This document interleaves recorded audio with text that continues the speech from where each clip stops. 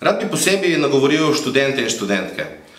Jaz se sicer nikoli nisem ukvarjal samo študentsko politiko, sem pa v mladih letih vstopil v lokalno politiko, mladinsko politiko in se ukvarjal z različnimi projekti in vem, da smo bili takrat zelo redki v generaciji, ki smo se malo aktivirali. Jaz vem, da imate študentje seveda druge stvari po glavi, od študija do zabave, do tega, kako sploh preživeti v teh kriznih časih, ampak rad bi apeliral na vas, da se kljub vsemu udeležite volitev, ker gre za vašo generacijo.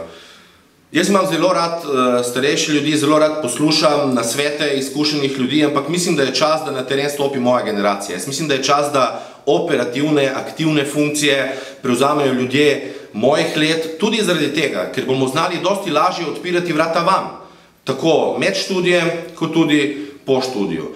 Jaz bi zato pozval mlade, ne samo študente in študentke, ampak vse, da se udeležite volitev, da oddate svoj glas in da se odločite za spremembe, ki jih ta kraj nujno potrebuje.